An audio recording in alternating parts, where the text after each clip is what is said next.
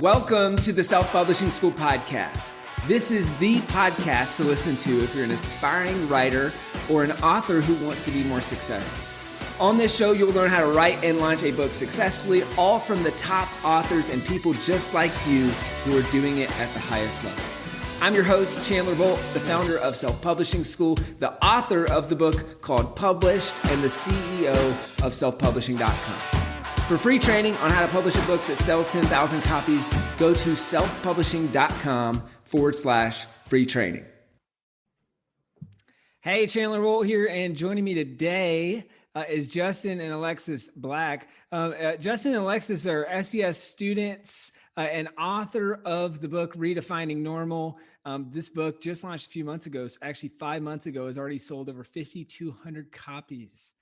So first ever two-person interview on the podcast. So this will be fun. This will be a fun experience. So I'll tell you about Justin. I'll tell you about Alexis. So beyond obviously writing the book, having a ton of success with the book, and it's been really fun kind of following their story. So Justin created the Rising Over Societal Expectations, or ROSE, empowerment group with a vision to close the information gap for today's generation of Black and brown young adults after his experiences as a Black male in the foster care system. Alexis is also a proud foster care alumni, and she founded the Scholarship Expert, where she authored a book called The Scholarship Blueprint, and a workbook there with an online course and all that good stuff to help students graduate from college debt-free. So just an amazing story. I was telling them beforehand, it's been fun being a part of their journey at Self-Publishing School, and they've got a lot of fans on the Self-Publishing School team, and we just love supporting them, love rooting for them. So today we're going to be talking about how to write a memoir that actually sells copies without being famous. And so this should, for anyone thinking about writing a memoir, this is a must listen. You'll enjoy this. So Justin and Alexis, great to have you here. Thank you so much for having us. It's definitely an honor to be on here. We've been rooting for this for a long time. Yeah, it's definitely a blessing to be able to talk to you today. And we're just super excited to talk about our experiences. Yeah. So let's start, why write this book? Why is this something that was important for both of you? Yeah, we actually kind of came to this idea because several people have told us throughout the years that we should write a book, just because, our experiences that we've gone through and where we are today, and especially now, both being college graduates, as both of us being foster youth, we're less than 3% graduate college. So there was that. And then on top of it, we got married, we own several companies and all these things, just kind of telling people about our journey. And actually from reading your book called Published, that's what really gave us that kind of head start on where we should start, what are the first steps and what we should do.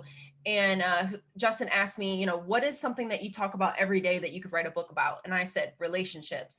We talk about relationships almost every day, just because we have never really been surrounded by healthy relationships outside of my foster and adopted parents. And then Justin, pretty much when he got to college. And so that's many years of very unhealthy habits that we've learned and kind of integrated those into our relationships. And so for us, as trying to get ready to get married and all these things, we're like, we should probably be as proactive as possible in this process of our relationship and moving forward. And we're huge on our faith and wanting to support other people. And we just, because we've been through a lot, we really feel it's a duty of ours to give back to others. And so all of these things kind of bunched together, we decided to write a book, but not just a book about our lives, but also about what can other people learn from our journey and apply it to theirs as well. Mm-hmm. Yeah. And so why we talked about this, or we briefly touched on this right before the interview. Why a memoir? I mean, you guys are on the inspirational storyline, right? Where it can skew, okay, is this more of a nonfiction book with stories sprinkled in? Is this a memoir that we might sprinkle in some lessons? I feel like those are almost, it's a thin line, but they're kind of two different books and two different styles of books. So what for you guys said, okay, we want to write a book, but then we're also going to make it a memoir?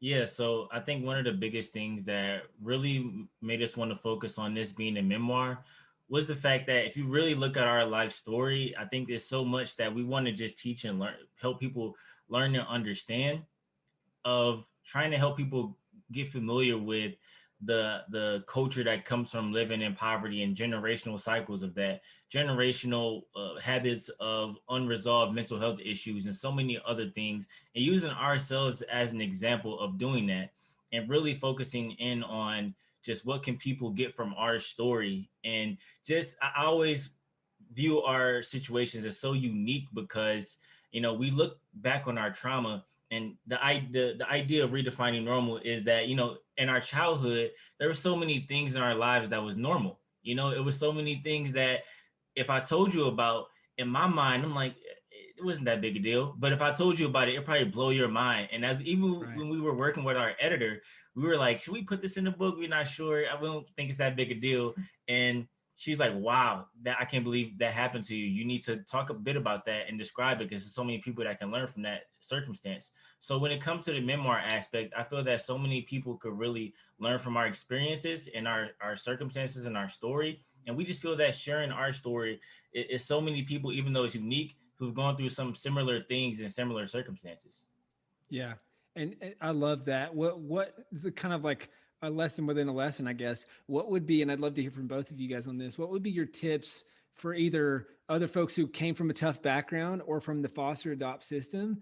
What do you think about that was a blessing and helped you through the process of writing and publishing a book?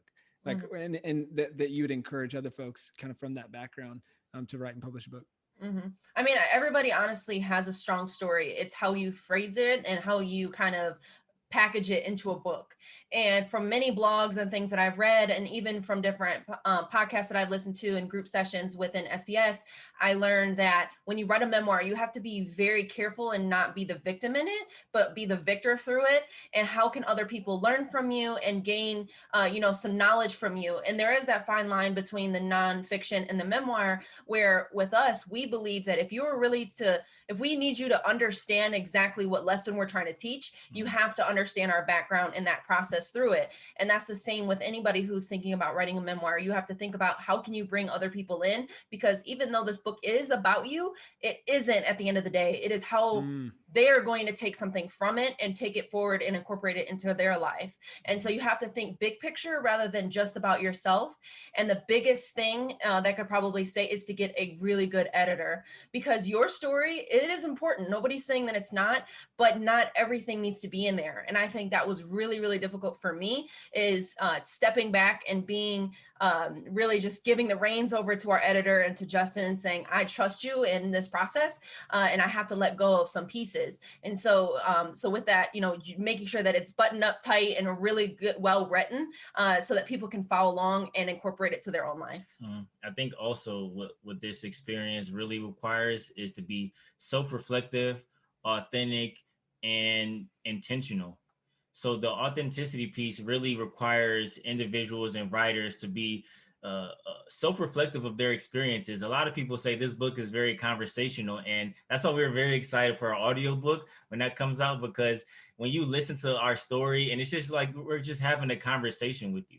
And the authenticity, there are things that may rub people the wrong way with our experience, with our story. We're taking direct quotes from things that we've said and things that have been said to us, no matter how foul the language is. We want you to feel that experience and understand the impact it had on our lives. So with that being said, it really takes a lot of authenticity for people to understand and feel your story and be in your shoes. Our goal was really to take you into the rooms where things happen in our lives, where some of the worst things in our lives have happened, and break that down detail by detail so you can feel what we felt, you can hear what we heard. And I think if anyone is getting ready to write a memoir and take readers through that experience, try to be as detailed as possible about your feelings or emotions, what you've gone through. And don't just, it takes maybe having other people maybe question and ask you those questions and really have those conversations, even if you need to record yourself talking and having those conversations, because a lot of people communicate better through conversations and talking, and then recording those conversations and then writing it down. That's something that me and Alexis did. A lot of times she writes very she doesn't write in much detail sometimes, and understandably so, because some of her experiences can be extremely traumatic. So what we did to try to get as much into the book was to try to record those conversations and write the small details of what she remembered in order to help readers get the most out of the book and what they read. Yeah. Gosh, so many follow-up questions I have on that, and a couple thoughts I'll share, and then I'll ask some follow-up questions. But I love that piece you just touched on, Justin, which is, I'm similar, Alexis. It was just like, okay, let me directly communicate what happened.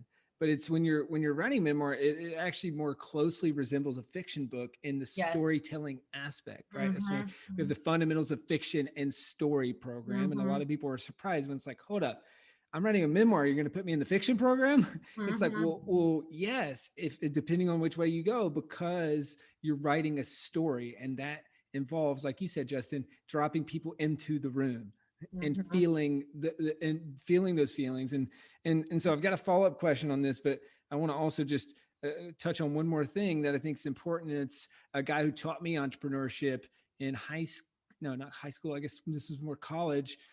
And he said, and so this is like kind of, I love what you were touching on a second ago, Alexis, the victor, not victim. And he was very passionate about teaching entrepreneurship to underprivileged kids. And he's like, they actually are the best suited to being entrepreneurs. It's like, imagine if you had to daily survive, and all of the life skills that you learn, your problem solving, you're doing all these things that actually really closely resembles what it looks like to be an entrepreneur. And so, you know, in this case, it's not necessarily entrepreneurship. It's writing a book and publishing a book, which is in a lot of ways, when you're self-publishing, you're being your own boss, and that does resemble entrepreneurship. So I love that, the victor, not victim, and recognizing, hey, there's some really powerful skill sets that I learned from my background that I can parlay into this process. And so you touched on one thing I want to ask some follow-ups on, though, is about trauma and working through past trauma and experiences. And I think with a lot of people, when they're writing a memoir, that can be the hardest part, and it can almost deadlock your writing, because you don't want to write, because that will force you to dig up things that are painful. And it's, you know, I could call it free therapy, right? It's like it's a therapeutic process, but it can be difficult. So I'd love to hear your guys' perspective on that, of how did you work through that? Any tips for other people who are writing books about really difficult experiences? Yeah. A lot of counseling.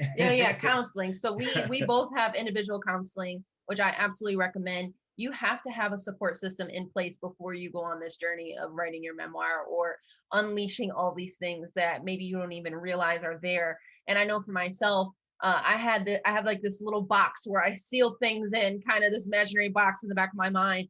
And as we were writing this book at like 2-3 a.m., I'm waking up sweating, crying, just upset. And I'm like, I need to talk to my counselor tomorrow, because there's so many things that are kind of unleashed in this process that you may not even realize. And so you have to be in a healthy, safe place in order to go through this, but also having that support system around you who's willing to be there and you can lean on them in this process. So you have to make sure that you're in that mindset. And so having Justin there with me, and the fact that we have a lot of similar experiences actually really helped. And as he mentioned, that I really struggled with not just doing what he kept calling as the police report method, where it was like this and this and this happened, where I didn't have any emotions or anything else there. And so I can say 100% this book would not have been written without him, because I essentially spoke my parts out loud for him, and he wrote it down, pretty much translating my thoughts into those feelings and writing it down into words. And so that's how we sort of did the process together. So make sure that you have a support system, possibly counseling, and you're in a healthy, safe place. Those are my biggest suggestions. What about you? I would say, for me, it really helped that I had my partner here. You know, we're very privileged to be able to write like one of our first books with one another. And the book is structured where, you know, she tells her perspective on a certain subject, I tell my perspective on a certain subject as it relates to our life story. And we always say people can take our lives out of the book and put their life in. Everybody has to shape their definition of love. Everybody has a time where maybe they've been desperate for love and has gone through the struggles of mental health and so many other things. And for me, I feel that this book has really helped me, or the process of this book, going along the journey of writing it, is one of the biggest things that has really helped me is just Alexis' willingness to be vulnerable and to be open, and the things that she shared in this book about her past and her experiences. And I'm self-reflective of, if she's gone through what she's gone through and she's willing to share this and be open and honest, then who am I to leave things out of the book? Who am I to try to position myself as a hero of even this idea of, look at me, look at all the things I've overcome and I'm victorious. And moments of the book, I share bad details where it's not just me being the victim, where I'm the abuser, I'm doing things wrong in my life, and I want you to see my mistakes. Where I've heard people say on different presentations and different events where people tell me, like, there are moments in the book where I don't like you. And I'm completely fine with that, because there are moments and times in my life where I didn't like myself, and I'm cool with that. And as long as they fully understand the concept of what I'm trying to say and the point I'm trying to get across, then I'm cool with them not liking me at certain points of the book, as long as they understand the entire thing and get the full experience of what we're talking about. Yeah, that's great. And it's important to share the raw details, the tough details, and not just, I mean, we've all read those, biographies, or where it's like, okay, this feels like a very much whitewashed version of this person's life. Like, how much was this ghostwriter paid to write this book that only highlighted the amazing things, and it makes you trust the story less. So I think it not only makes for a more compelling story, but it is more impactful and believable. You guys touched on co-authoring. I'd love to talk about this. I think co-authoring is one of the hardest things you can do as an author. I always say it's kind of like trying to paint a painting and you have two hands on the paintbrush. It's very difficult. I brought on Leif Babin. It's a good episode for folks to listen to, the co-author of Extreme Ownership, which is funny. Right before this interview, we are doing our company book club on extreme ownership right now. It's one of my favorite leadership books of all time. But Leif, I talked to him about how they did the co-author process, which I thought was smart. I'd love to hear from you guys. How did you successfully co-author the book, and any hard lessons learned or tips that you'd give for other people who are co-authoring a book? Yeah, I'd say number one tip, get the book published, because that 100% set our foundation for us. And when I say that, it's because we couldn't have done this entire process without having that foundation set and trying to understand how are we going to organize this book. I think this would have been one massive, huge argument, honestly, between the two of us if we didn't have a clear vision that we agreed upon of what is every chapter going to be, what is it going to be about, but then trusting the other person to write their part. I mean, I probably fell short on mine because I didn't add all those details in, but I gave enough to where we could work with it. And so for the both of us, even though was really actually interesting is that what we did was we wrote our outline for the book, and we did that actually in a couple days. So we like an outline of this is what the chapters are going to be, and then we just sat down and started writing, and we didn't check in with each other to see what we were writing about. But after we printed off our first draft, so we started on March 26th basically, and then we finished our first draft in June. We printed it off and we read it through out loud as you suggested. And we actually read each other's parts out loud. So I read his part out loud and he read mine. And so that was a way for us to kind of put each other in the other's shoes and bring more compassion and love, which was what we wanted out of this project. But it also brought a lot of things to light of how each of our transition actually went right into the other without even doing it on purpose, where he sort of filled in gaps that I didn't, and I filled in gaps that he didn't. And we didn't even plan that out. That's how I knew that this was really, for us, we felt like it was a God moment, and how we really felt led by that. But then once we did that first draft, we saw together different loopholes and different things that needed to be done and done better. But I think the biggest thing when you have a partnership working together is bringing in that third party, that editor, who can come in and say, objectively, this is the actual gaps from the reader, not from your life or your perspective, but from me. And this is what you need to do better, and working through that. And so I think that 100% helped bring our books to life, was having a really good editor that trusted us, that had those phone calls, and that we could lean on. Because if not, I mean, I think we would have been led by our own paths. Did you guys rotate chapters? Was it one person writes a chapter, then the next? Was it layered chapters? Like, how did you structure the actual who wrote what? Yeah, so it's basically laid out pretty simple where, I mean, there may be the first chapter in the book is called Words on the Index Card. And Alexis tells her perspective, and it's uniquely laid out because before each chapter, there are statistics, and the subtitle is How Two Foster Kids Beat the Odds. So before she goes, there's statistics on maybe foster youth in general, women who've gone through the foster care system or something that may relate to her or both of us. So there's statistics that laid out, and then it says her name. So you're understanding the perspective of Alexis based on this chapter and this moment of her life. And then after you go through her part, you get to my part where there may be statistics that relate to me as a Black man or things that I've experienced, or maybe even both of us.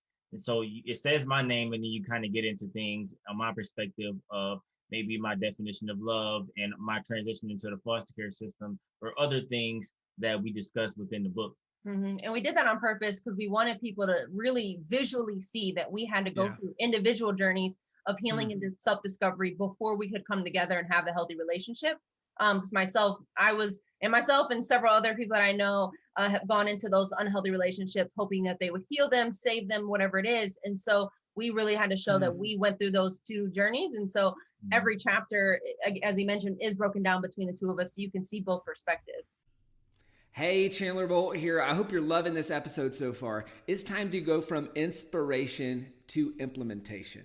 All right, so if you've learned something, we want to help you implement what you've learned with your book. So what I want you to do right now is go to selfpublishing.com/schedule, book a publishing consultation with one of the experts on my team. We'll talk about your goals for your book, your dreams, your challenges, your next steps, and we'll start putting together a plan. All right, so go to selfpublishing.com/schedule, book a call with the team. Let's see how we can help with your book. It's time to implement. I mean, there's so much to unpack here. One more quick writing question. I want to go into marketing because I know you guys have done a lot of things well there. And I imagine a lot of people listening or watching will have memoir marketing questions. So kind of final question on the writing piece. Any final tips for writing a good memoir? And then maybe even a more specific question would be, how did you choose between balancing between sharing your story and practical tips? And how did you kind of land on a mix that made sense? I think people have to, when you're writing a memoir, you want to try to teach readers a lesson within your book. And I think her mom actually helped with that. Her adoptive mom really helped with that. So as she read the book, and we didn't want to give it to too many people to kind of alter our perspective and our goal with the book, but we wanted to give it to a few trusted people that we knew would give us honest and good feedback. And her adoptive mom was one of the main people that we really both wanted to read the book. And as she read it, she said that, oh, this is a piece missing right here. Or as you go through the book, you kind of take us through, when we first met, and two people coming from a certain lifestyle, certain world, and we meet on this college campus, and then we kind of go back into our personal narratives of how our identity was shaped and our transition into the system.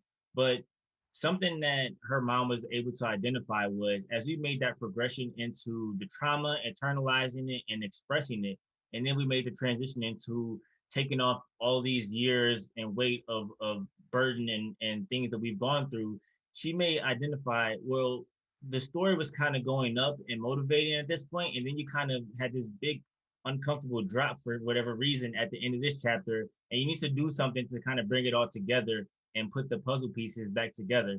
So really, you want to help people understand the lessons and value within your story, where you're not becoming a complete instructor, where there are parts of the book where we are more teaching and instructing, but it's really more of you understanding the lessons and different things within our experiences and in our story. And there may be a paragraph at the beginning that kind of introduces you to what you're getting ready to learn from our story, and maybe an outro of that chapter of kind of summarizing kind of what readers should kind of think about and take away from. Yeah, that's great.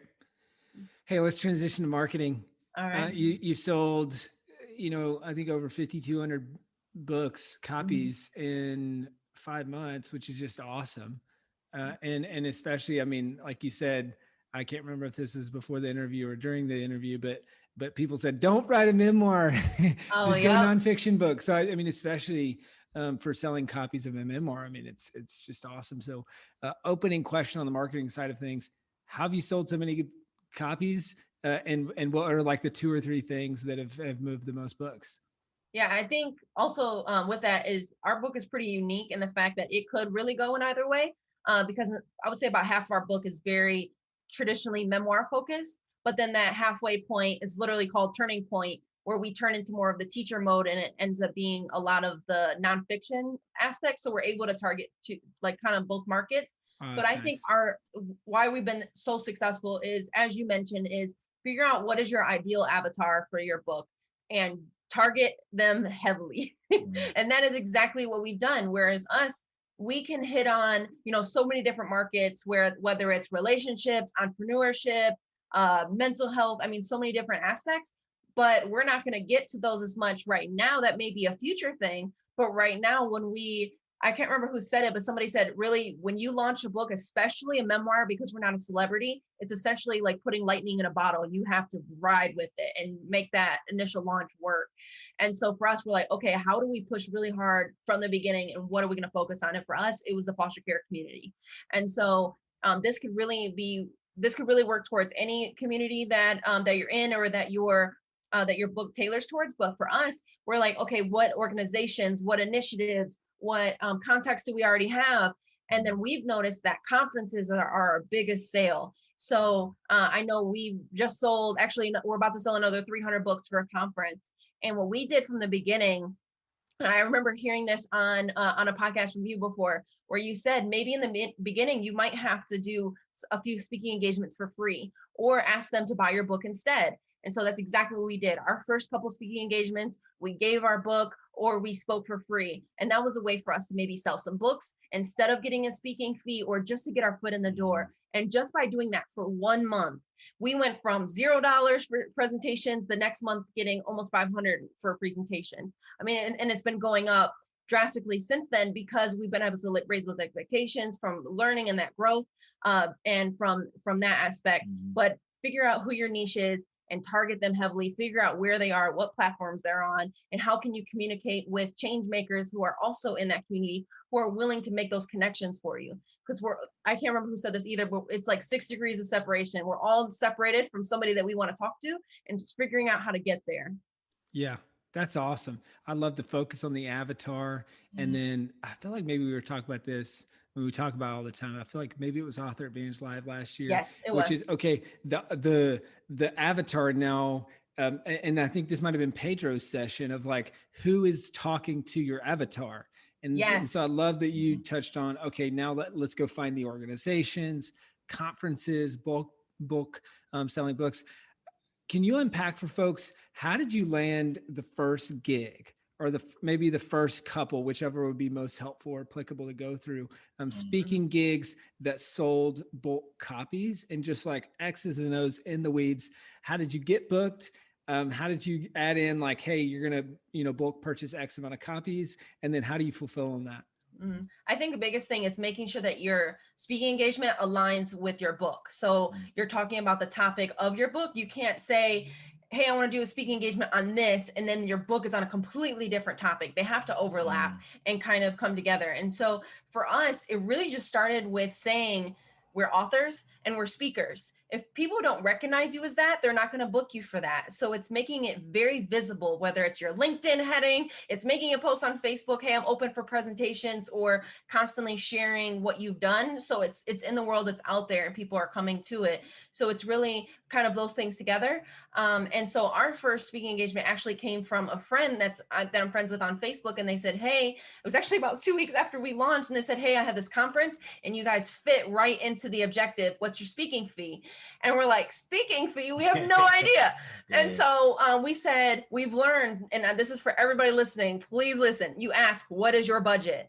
Do not tell them what you charge. For your first step in what you ask is, what is your budget? Because I can tell you that for a conference that we're speaking at in a couple weeks, I would have missed out on a couple grand if I would have told them what our speaking fee was versus them saying, this is our budget.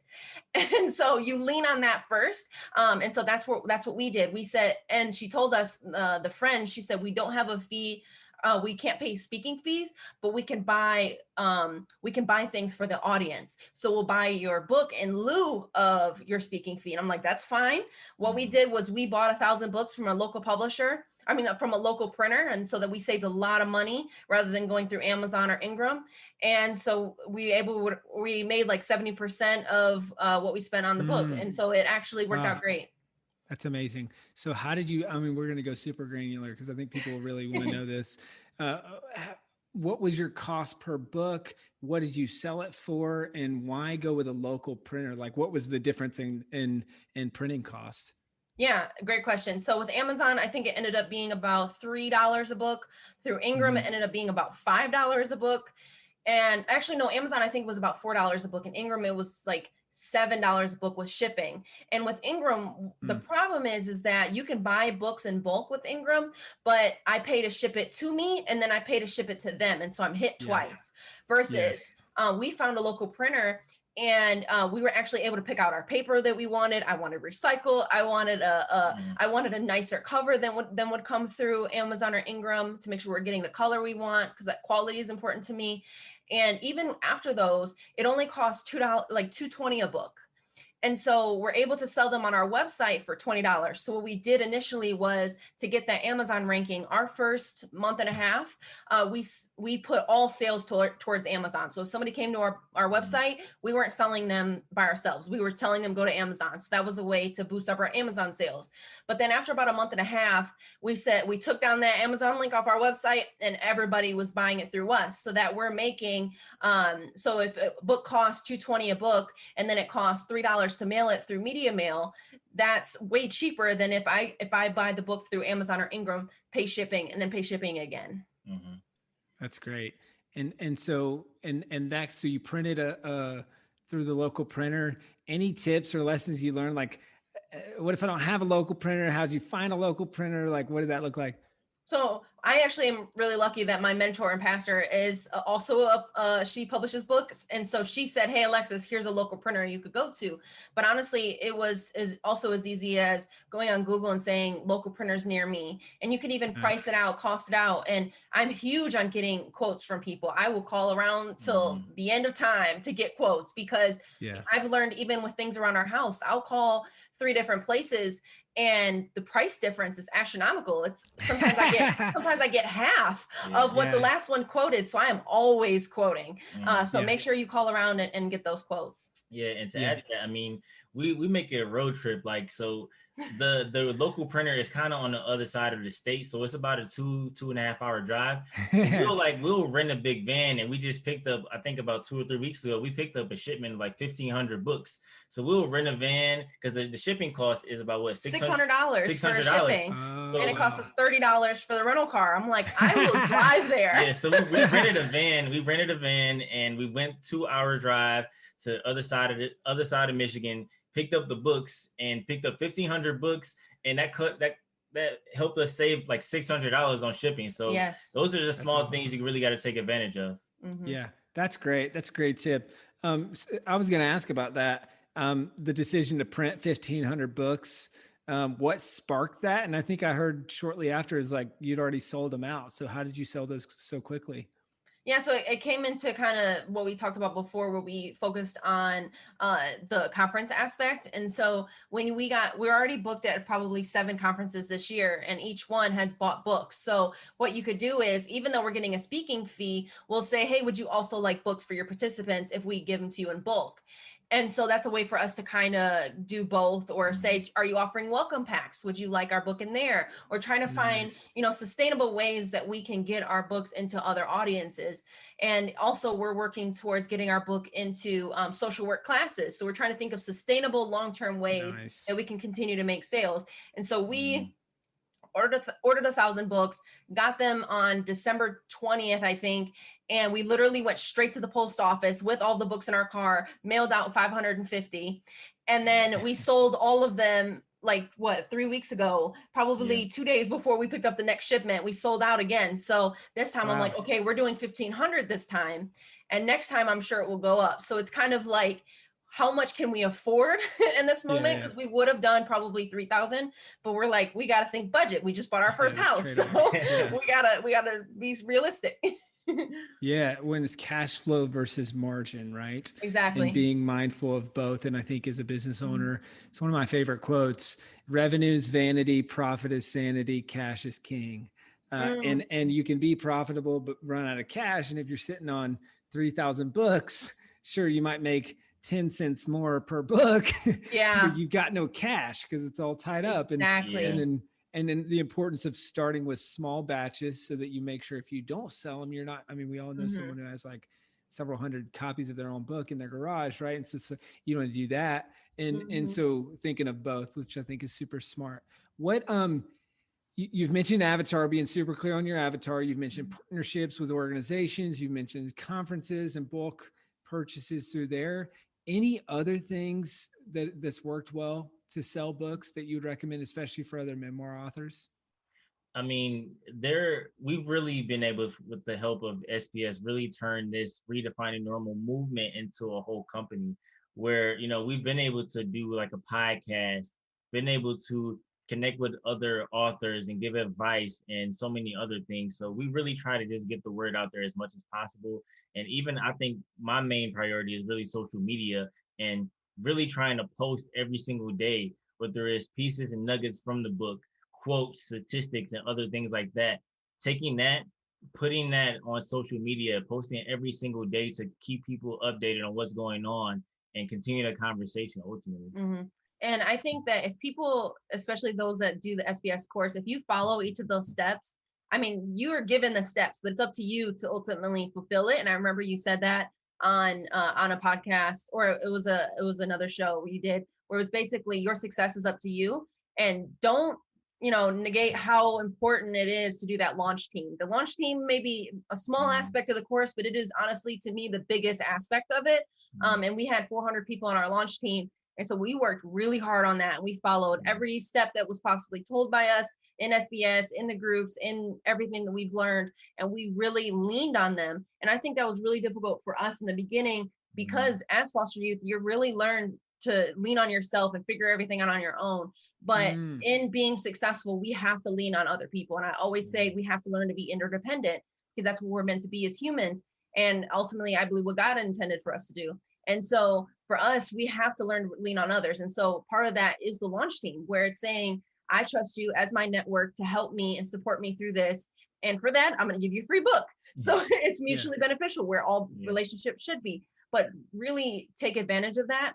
And then I think another huge aspect that authors don't pay attention to is the time that it takes to be prepared for your launch.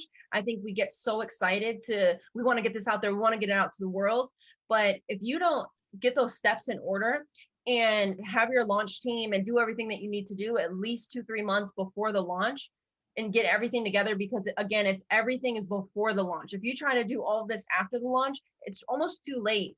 You have to do it all leading up. And I think that is just one of the biggest downfalls that we've seen. Yeah. That's great. Hey, I'm going to go lightning round. Get a few minutes left. All right. So a few final questions. What was the most helpful part of the SPS process and SPS program for you guys? The coach. Yeah, I would say probably the coach. I love Marcy. Marcy was incredible. And I actually cried on our first meeting because she's fostered. She's done all these incredible things. She's written a book on being a foster mom and all of this. And I was like, this is literally my person. And so that to me was incredibly helpful.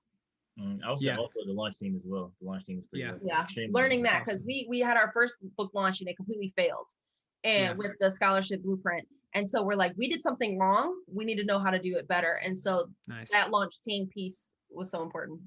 That's great. And I think people think it's just lip service when we say, hey, we're going to pair you up with a coach that's going to be really good for you. And based on you and based on your needs. So that's really fun to hear, like when someone has an amazing experience like that. So a couple final questions. Knowing what you know now, what would be your advice? And I'd love to hear one from both of you, one piece of advice to the other Justins out there, the other Alexises out there. Like, knowing what you know now, what would be your advice to you from before you started this process? Yeah, I don't know if this is pretty like like generic advice, but be more willing to take risks. I mean, we always think that, things like this, the people who are trying to get you to the next step with trying to help you write your book and help you do something in life. A lot of times we always think of something, oh, this is not a good thing. They're trying to take my money or whatever bad idea thing that we have in our mind, in the back of our head. But I would tell myself to be willing to take more risk and even calculate a risk. Be wise about the decisions you make, but just be willing and vulnerable to do what it takes and do what you need to do to get yourself to the next step. Mm-hmm. Yeah, and for me, we wanted to publish our book like 2 days after we got married. That would have been awful. And so we talked to somebody who went through a publisher, and they said, you have to connect your story to something bigger. And so what we did was we postponed our launch till November, which was National Adoption Month. And so we were able to connect it to something bigger, which helped with the PR aspect, which is why we were able to get so many hits in the PR world. And so that's one of the biggest things I would say for other people, and that I'm incredibly thankful that I learned that, because this would have been awful trying to launch right after our wedding. Yeah, it's super smart. I love that idea, the connecting to something bigger. And to your point, Justin, a mentor of mine said one time, he said, there's a difference between taking risks and being risky, right? Mm-hmm. So being risky is playing the lottery. Taking a risk is, like for me, dropping out of school was a calculated risk, but some people would view that as risky, but in my mind, it was a risk because you factor the downside and you factor the upside and you say, I'm going to take this risk. So love both of those tips. Where can people go to find out more about you, to buy your book, or even to reach out to you about having you speak at their organization in bulk buying some books? Yeah, all of that's available on our website, re-definingnormal.com, or you can email us at re-definingnormal.com. Facebook is Redefining Normal Memoir. Instagram is re.definingnormal. So we're available for speaking engagements. We do any and everything. We've done keynotes, presentations, trainings, all of the above. And there's one piece of advice that Justin always gives that I think is incredibly important. And it basically goes, there's somebody out there waiting to hear your story. And for you not giving your story and putting it out there, and for taking that calculated risk, as you mentioned, somebody else is not getting what they need to move forward. And how many people have told us that they're not writing their book because of ours? That's that for in everything and all the struggles that it took to get through this. That is what made it worth it. Yeah. Leveraged impact. Let's go. That's awesome. Exactly. Really cool to see. Hey, check out their stuff, guys. Go to re-definingnormal.com. Also very excited. I think it's a great idea that you're doing this. The audiobook, it sounds like coming out soon. So depending on when you're listening or watching this, maybe the audiobook's out. So check it out and maybe you'll enjoy that. If you'd like to chat with the team at Self-Publishing School about writing your own book, whether it's a memoir or otherwise, go to self-publishingschool.com/apply, book a call with the team. We'd be happy to chat with you about your book. And it's just been so cool seeing how you guys have inspired so many people, Justin and Alexis, and we're here rooting for you and helping however we can. So thank you guys so much for coming on. Thank you so much. We appreciate you. Thank you so much. Take care. Thank you so much for watching or listening to this episode of the Self-Publishing School podcast. I know there's so many places that you can be spending your time. There's other podcasts that you could be listening to, YouTube channels that you could be watching. So thank you so much. It means the world. Now, I want you to do 3 things right now if you found this episode helpful. All right, number 1, I don't know if you know this, but we've got a YouTube channel. It's a companion channel to this podcast. All the video versions of the episode are on the YouTube channel. So number 1, subscribe to the YouTube channel. Number 2, if you're listening to this podcast wherever, whether this is Spotify, Apple Podcasts, number 2, I want you to subscribe to this podcast right now so you don't miss a future episode. And then number 3, this is probably the most important, leave a review on the podcast. All right, reviews are super important and help the podcast get discovered by other people. So number 3, leave a review on the podcast. Thank you so much. I'll see you in the next episode. If you're on the fence about scheduling a publishing consultation call with my team, maybe you're not quite ready for that, I've got some free training that I think will be really helpful for you. All right, all you have to do is go to register to sign up. Go to selfpublishing.com/free training. When you do, you're also going to get a free digital copy of my new book published. And on that training, you're going to learn the next steps of how to implement with your book. So how to write, how to publish, how to launch successfully. So go to register right now at selfpublishing.com /free training. I'll see you there.